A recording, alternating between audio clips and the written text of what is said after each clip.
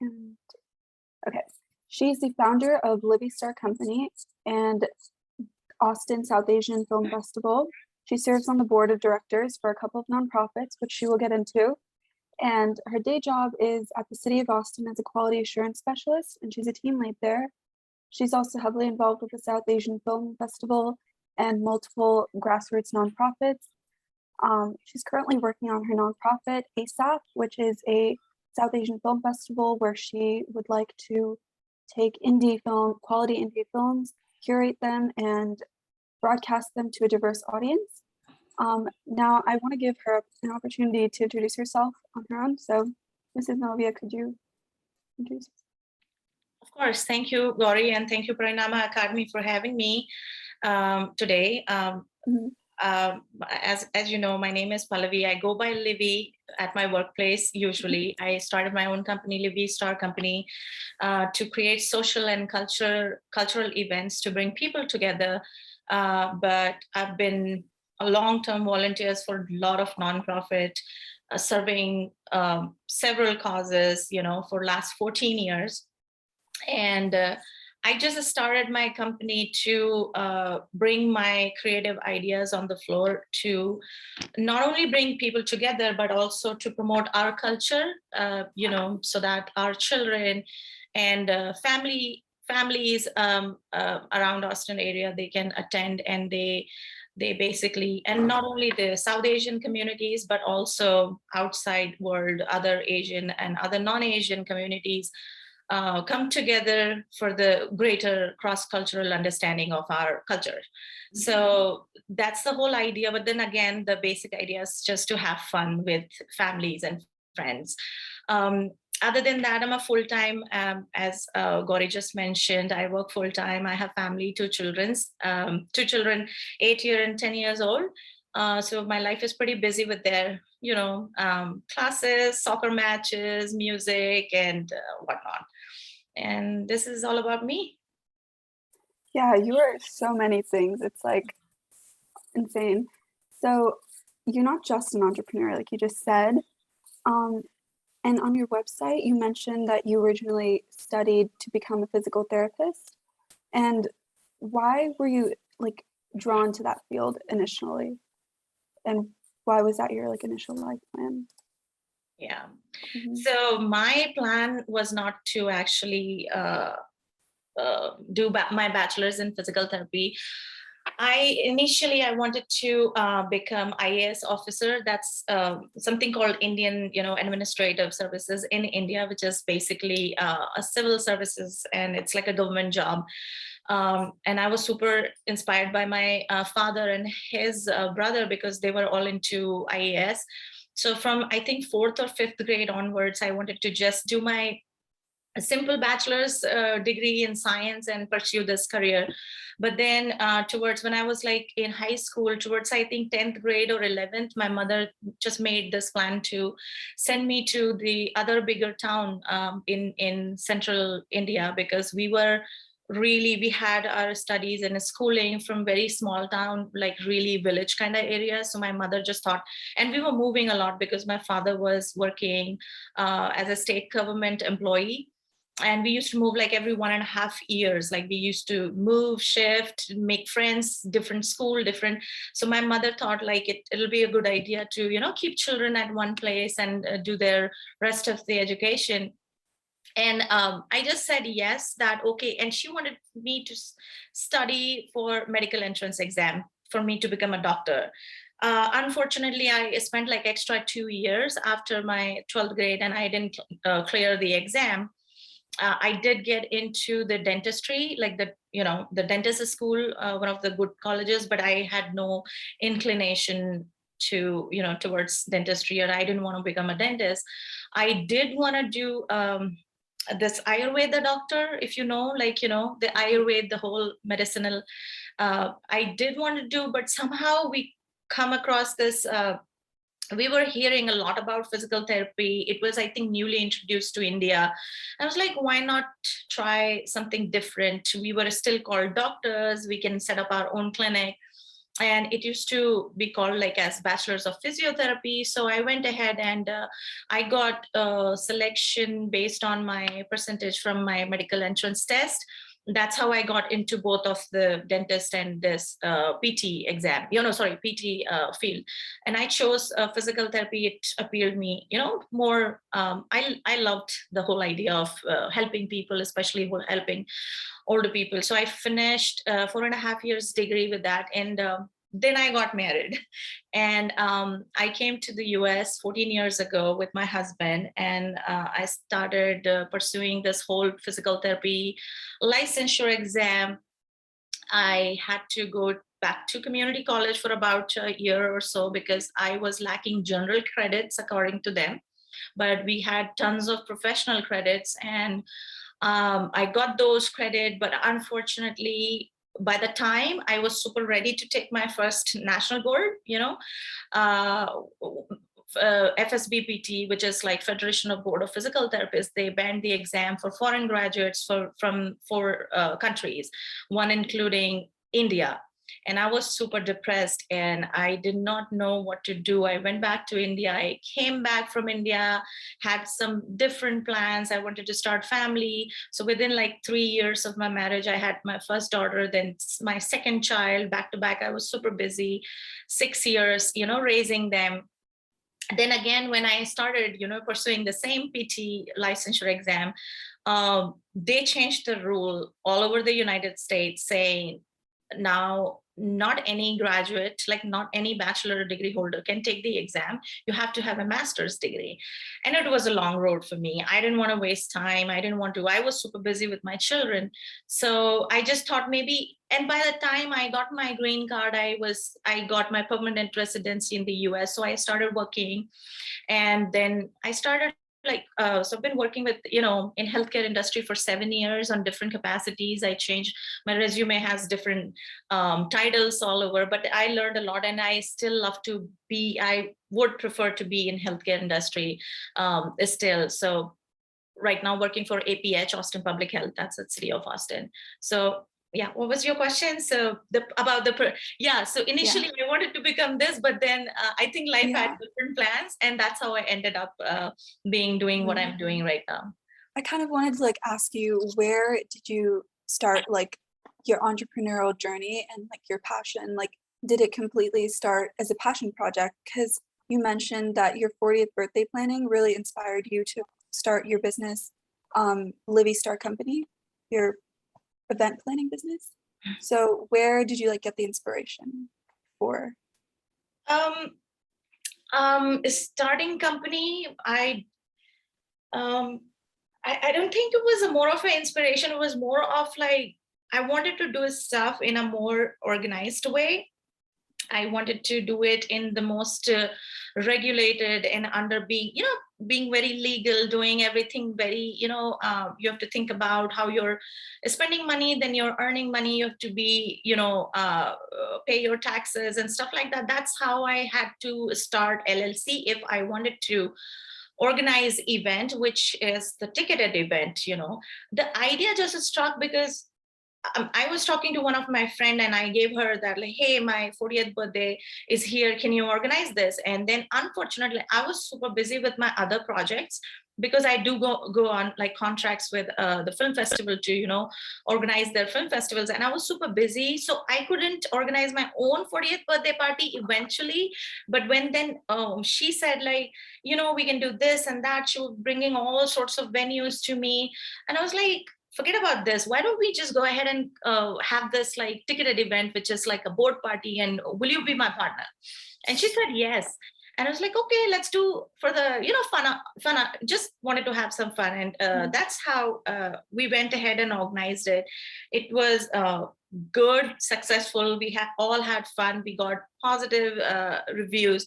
So it just again happened, something which I want, so not exactly a super inspiration from anything.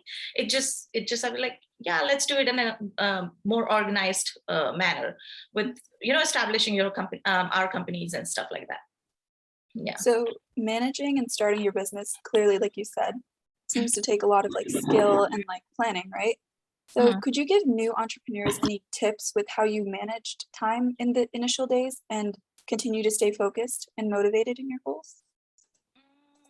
Yeah, managing time is the only, I think it's a very important skill to have your entrepreneurial journey or your businesses, even your full-time work, and especially me being mother of like 2 children, taking care of like, a lot of household chores and doing groceries.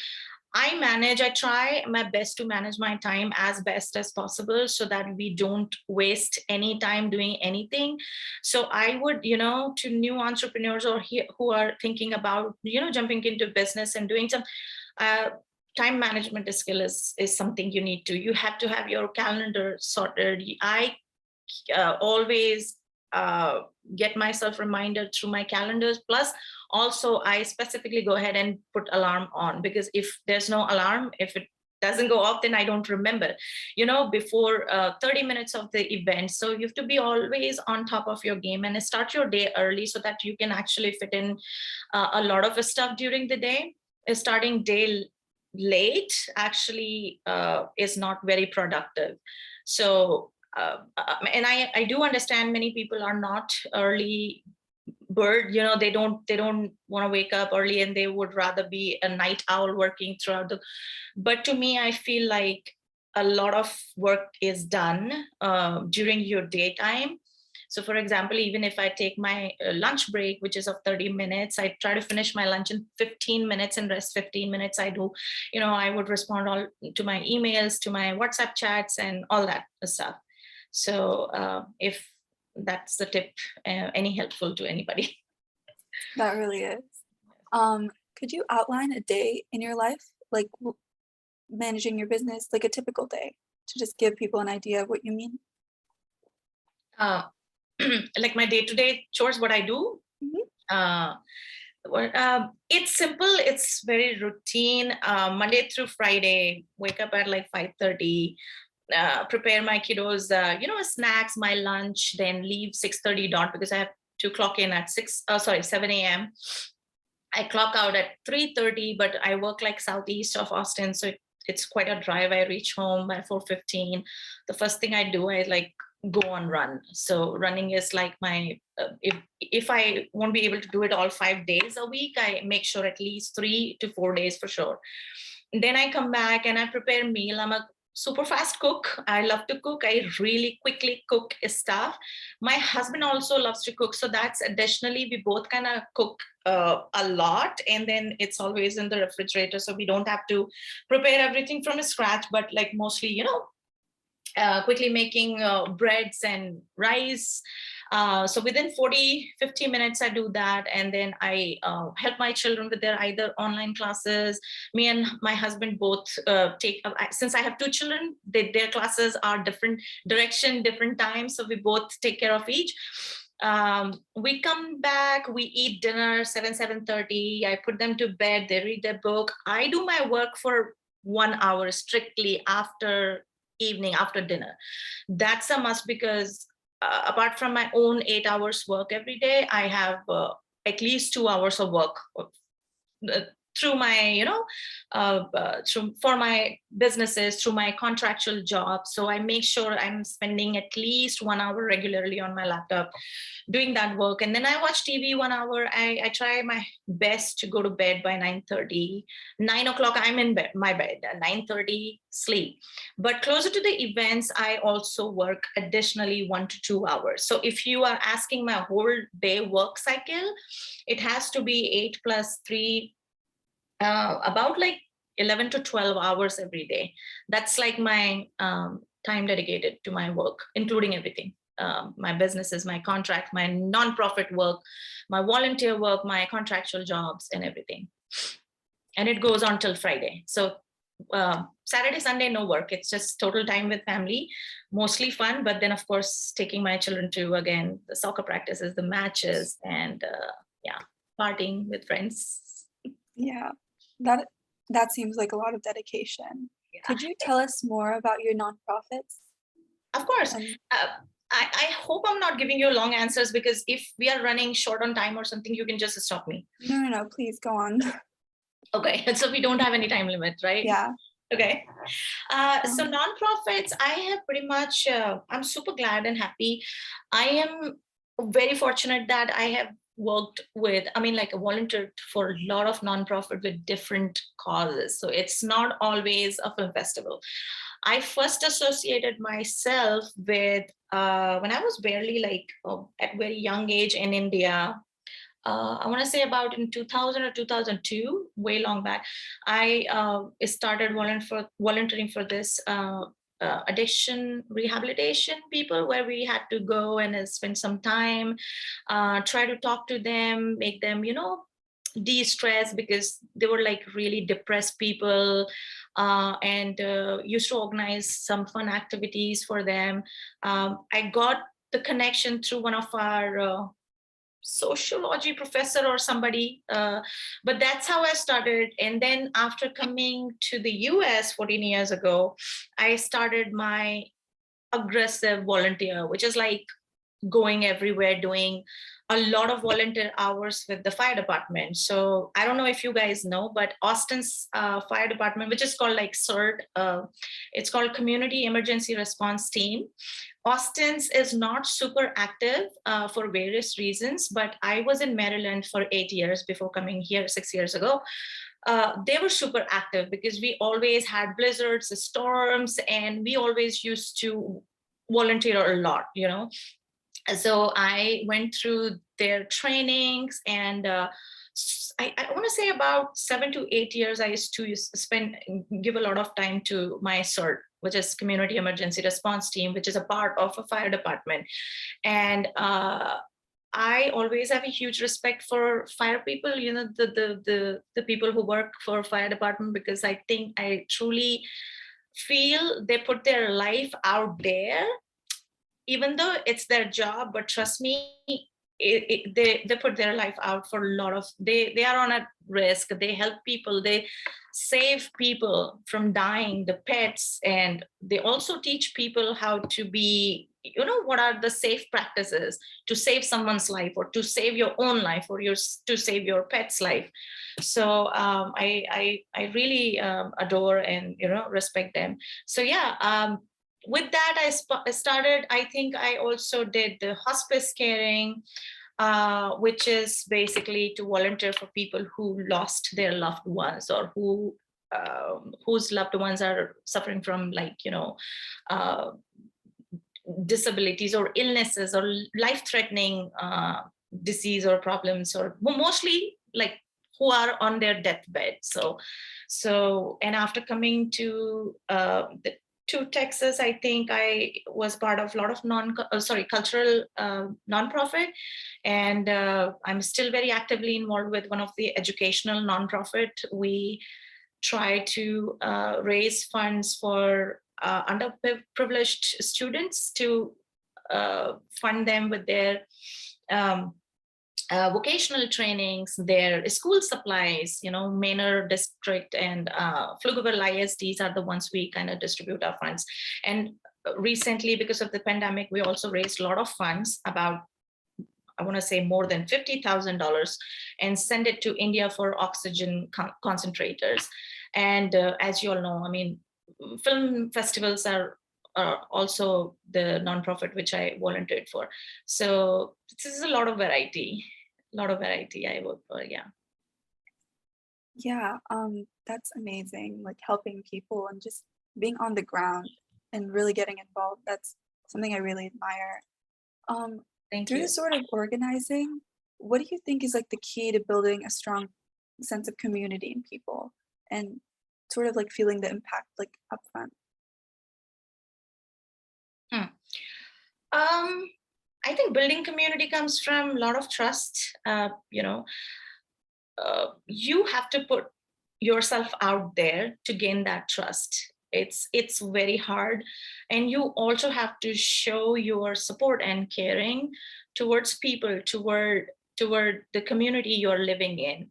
You really have to go out there and help them with their needs, trying to understand them, trying to understand the needs of the community. And if you're a people person like me, you would just be ready to volunteer or jump into anything just to make them you know, make them feel safe, make them feel happy, make them feel heard.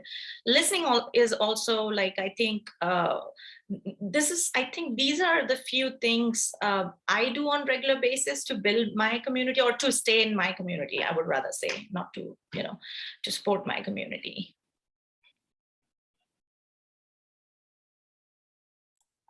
In Indian culture, especially, there's so much like emphasis on hospitality and community. So could you say that inspired the way you approach your own like nonprofits and your business? Oh yeah, of course.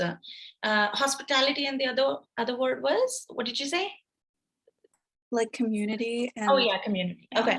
Yeah, hospitality for sure. Because so for example, like if whether I'm volunteering for a nonprofit or whether I'm organizing my own event, the basic very common factor, and this is my personal thing, I would try to make sure like everybody, all the attendees, all the clients, all the customers, everybody, when they come and attend my event or when I'm serving them, they need to be satisfied in terms of my services. Like, they don't have to be worried when they come to my event. So in order for that, for me to organize a perfect event, I think hospitality plays a great part, because I would pay attention to each detail, like how people would enter, how would they, where would they stay, how would they go or exit, and what kind of facilities I'm providing, from restroom to their food, or any sitting areas, or attendance, or anything. I try my best to serve them the best way possible. But I think, yeah, you're right. It comes through our Indian, culture. It's very much a part of it. It's very much built in. But I do pay a lot of attention to all my clients who I'm serving, that they need to experience the best when they attend my event, and then they should leave with a happy heart, content, fulfillment, that okay, we enjoyed it. It was like worth my money, or worth our time. So yeah, and community is the same, what I said, like how I interact with people and how I try to build it. It's mostly on trust basis. Could you tell us more about some events that you've organized and how you sort of like advertised and gotten people like interested in them? How I advertised. Okay. Facebook. It comes late. I think I am a very one-on-one person.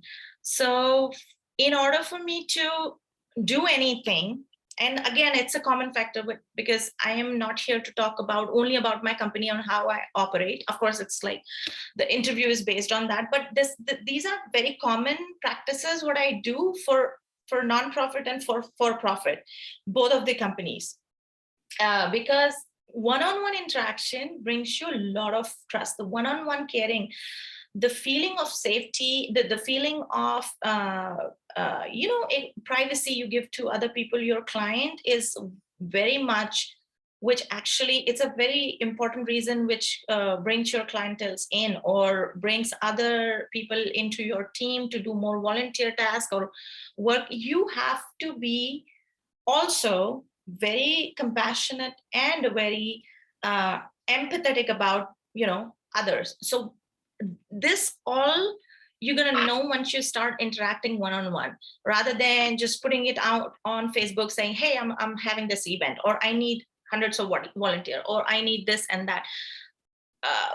It would look like a robotic post, which might not bring people in. What I am trying to say, I give a humanly touch to all my messages or friends and try to spend some time with them over phone. I make sure I call them, interact with them. I'm very super fast, prompt in my text messages, WhatsApp. So that's how I bring in people. And of course, there are Facebook, and it's also word of mouth, I think, through the nonprofit, because once you start volunteering for the other nonprofit, you make a lot of connection. It's always a give and take. So if you guys are out there and if you haven't started volunteering yet, please start as soon as you can in your life. This would not only give you connection, but before connection, a lot of learning, good learning, great lessons, great organization skill from leaders. They teach you value of time, how to manage, how to organize, and not being super bossy, but to actually be very compassionate and be humble. And then in the future, it's always, contact. You just make contacts based on from one nonprofit to another, and then it's like a cycle. It's like a networking. That's what I want to say. It's like you make your own network, but then of course you have to prove yourself. Just give your best first and then expect anything, or I would say just rather don't expect anything. Everything will come to you. It'll come your way. Just wait for it. Just keep doing your stuff. Yeah. So you're saying that if you build like human connections with people in person, they will automatically understand, and Yes. your hard work will pay off. That's a very cool message. Yeah. So could you tell us about ASAF and your Austin South Asian Film Festival that you're planning, I understand? Yes, we have already registered. We are 501c3, a nonprofit. It hasn't gone fully operational yet, which I'm planning to start maybe, it's there. It just, so ASAP is Austin South Asian Film Festival. I am planning to have this one-day film festival. I don't know when, but maybe during this summer, once a year. And how this whole idea came up, because since I was associated with a lot of South Asian film festival across North America, US and Canada, a lot of filmmakers have started reaching out to me regarding their funding, because we bring independent films, we bring a creative storytelling, and these filmmakers have hard time finding the right funding for it, because even though you have a great idea, you have a great script, if you have that kind of passion, you have all resources available, but you need funds, you need money to pull through so they started reaching out. I tried to help a couple of them, but then eventually I thought I might not be, it's a lot of work. I would rather start the nonprofit so people can actually get benefit through fundraising, and I will do the fundraising. So this is my main motive, to have this one-day film festival so that we get enough funding. And we want to start with short filmmakers, because short films are less expensive compared to the feature length, or so yeah, that's what I want to do, and that's why I started this. And I'm super glad that about 3 filmmakers are ready with me. We are having this amazing board of directors, and these filmmakers are super excited to contribute their time towards it. So that's all about ASAP, and I'm super happy and excited too. So just to clarify, do you aim to give these up and coming filmmakers an audience, or is it purely to fundraise and get their names out there for visibility? Definitely funding. That's the main primary purpose. Second, yes, audience, because ultimately every film festival's aim is to bring some of the common issues within the communities. So that's a very common target, because we need to bring people's attention towards main cause. And it could be anything from the education to women's right or LGBTQIA communities. We need to represent these communities in certain ways so people pay more attention and they start donating. And I don't care about donating. Actually, I want to say at least they need to acknowledge, register, they should know, and they should also know that the help is out there, and they should also try to help each other, their neighbors, with if they know somebody is going through such problems. So yes, funding, audiences, more understanding, more helping, to helping more filmmakers, directors, script writers across South Asian countries. Yeah,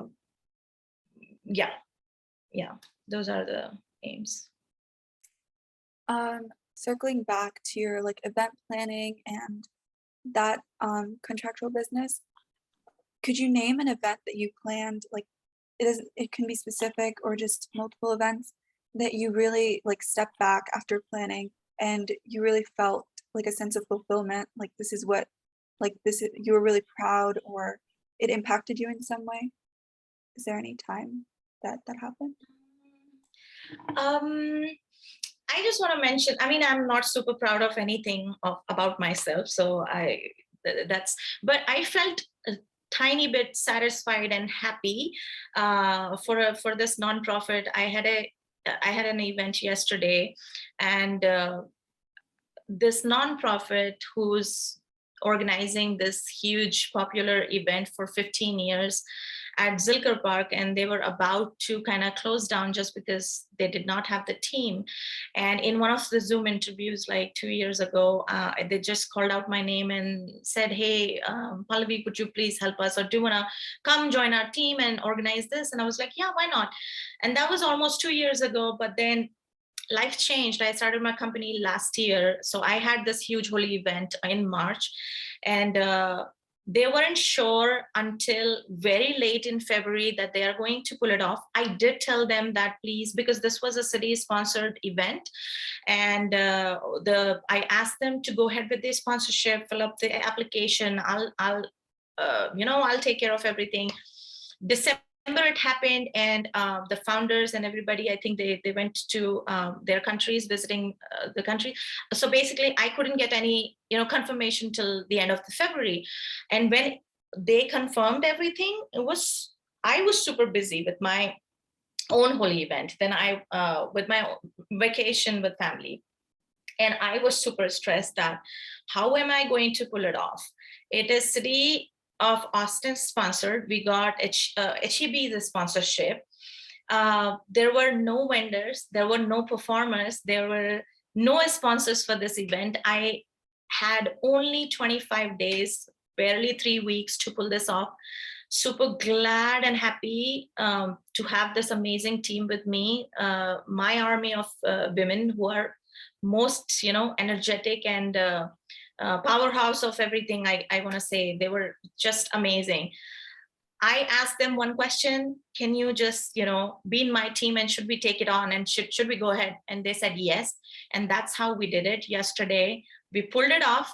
We raised some funds. We did not go in negative. The sponsorship came in, the vendors were happy, people came in, they performed, and they wrote a good email, and then they complimented us how well organized the event was. And I was happy because I didn't get anything for this event. It was my volunteer efforts, because it's a nonprofit. I was happy for my team. I was proud for my team members and these girls, because they literally helped me pulling this off. And I'm like happy about the nonprofit that they don't have to cancel it. And from here onwards, I think we're going to take over and we're going to keep doing it, because you don't want it to, it's such a good cause. It's spreading your own culture, and this you don't want it to get done or stop being out there at the most iconic place, which is Zilker Park. So we pulled it off. So I'm happy about the accomplishment. Yeah, you did it.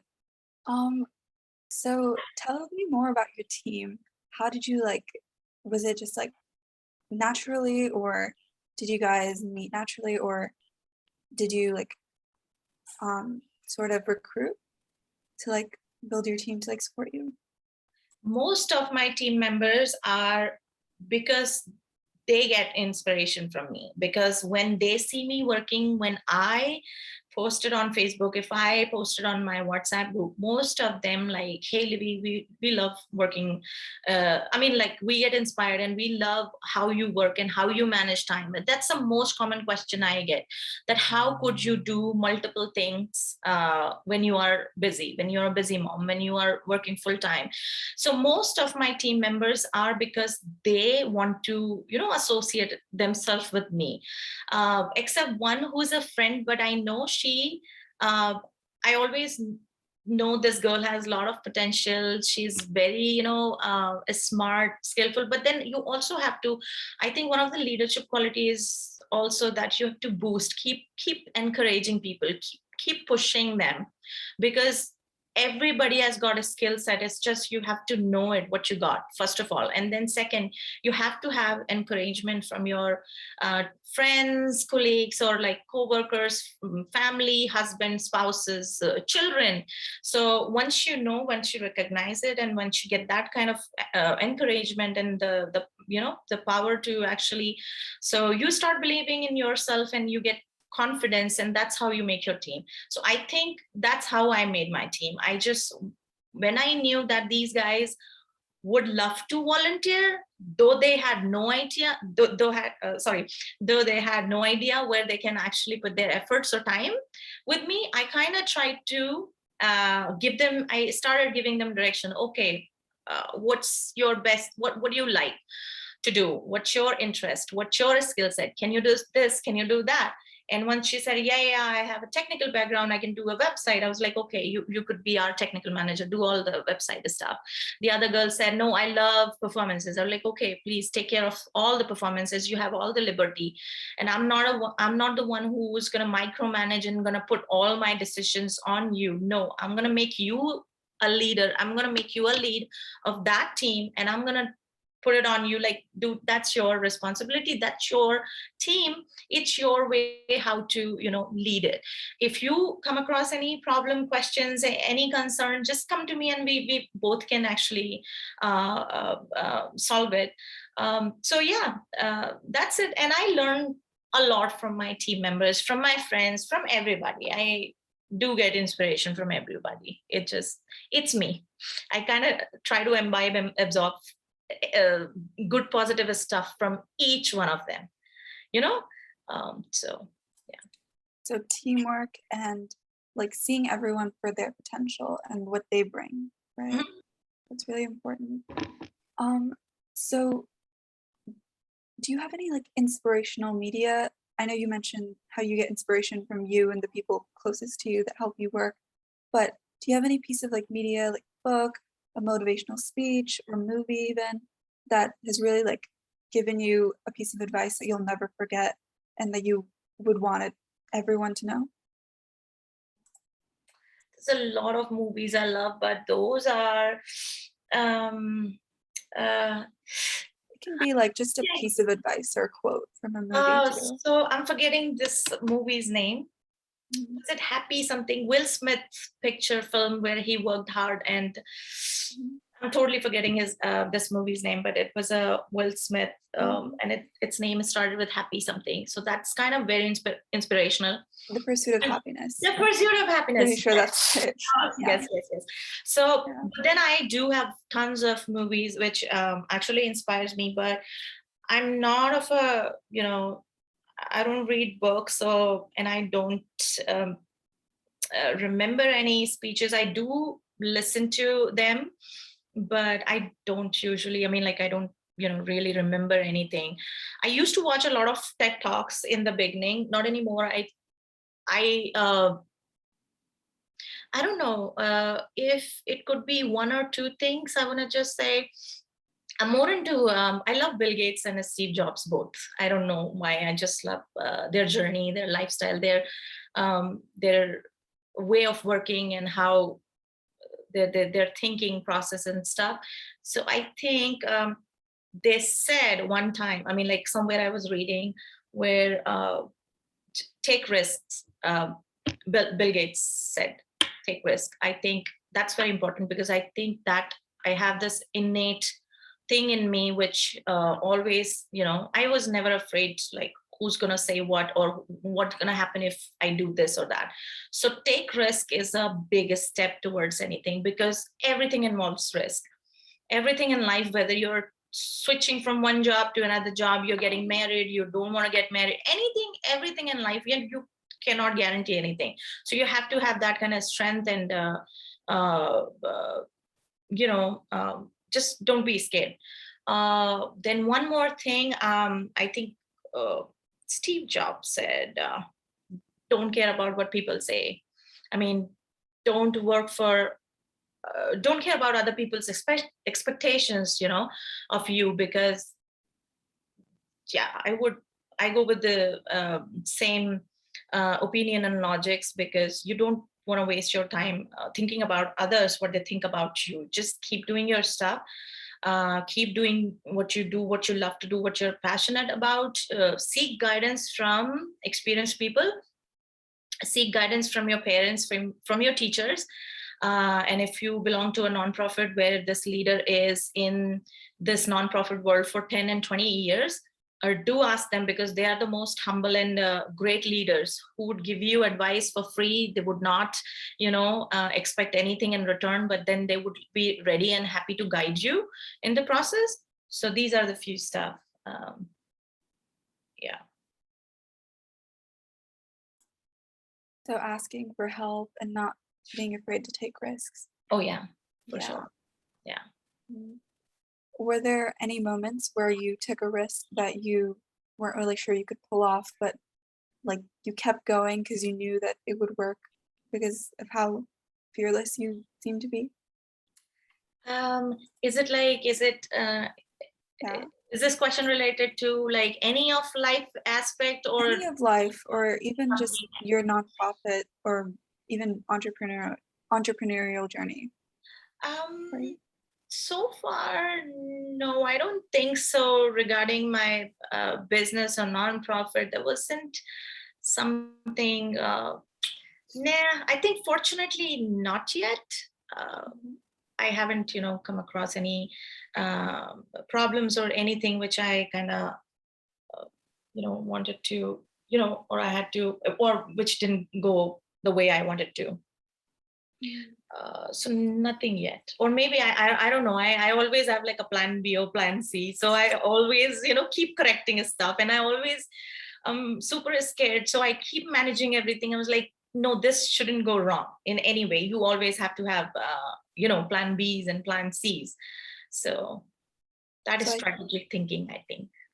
So I take that you like plan ahead. Obviously, you're a planner by your like entrepreneur job, but do you like looking very into the future, or just what you need to get done? Is it a sense of like goals or needing to get stuff done? So, in addition to plan it for the future, I think you should also think about what could go wrong, what could go worst. So take each and every aspect of organizing an event. So I can, speak for myself, for my company, because we organize events.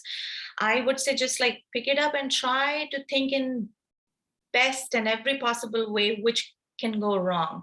And if it goes wrong, what could you do to resolve the issue? And what, you have kind of those safety measures which can actually prevent those losses to occur, or because we are dealing with a lot of people here, so anything can go wrong. We are a very public facing the whole event management, or organizing event is like very community based, public based, so you have to be very careful, super careful. So evaluate your own plan, processes, assess situations, and have some handy solutions, like you know what I mean, right? So So risk management and thinking ahead in a way that's productive and helps you see like the long view. So lastly, how have your family and friends reacted to your success? They've obviously known you in person. They've obviously probably been very proud, and I feel like they might have known that you would do this, that you'd be successful? Mm. Like, They're happy. what are the They're super happy. They're excited. I'm not super successful, so I wouldn't call myself that, or even. But I feel happy because these little things actually play a role when, for example, my son, he's 8 years old, and when I published my website, he was super happy because I was just showing him how I created my own kind of website, and I updated everything, and I learned.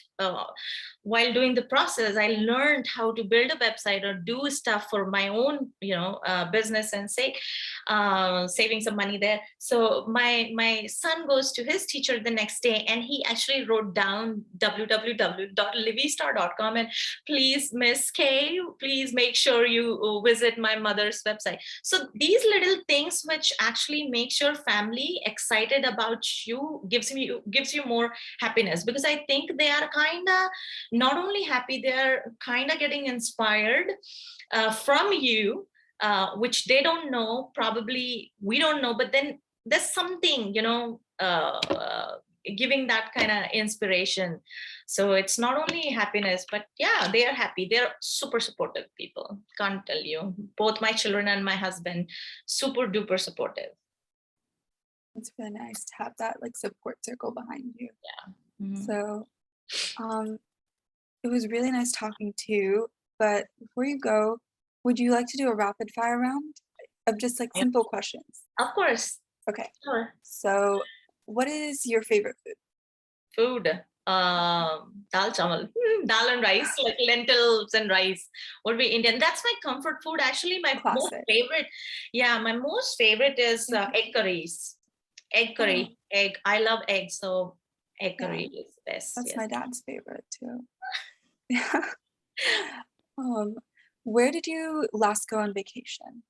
Last we were during March spring break, we were in New York City because my son wanted to see Times Square, and I had booked this surprise visit, and I wanted to make him a stand in the middle of this Times Square, and I wanted to show him, like, dude, look around, and this is how Times Square look like. This is the most happening city in the world, because we used to live up upstate, like New York and Maryland, DC.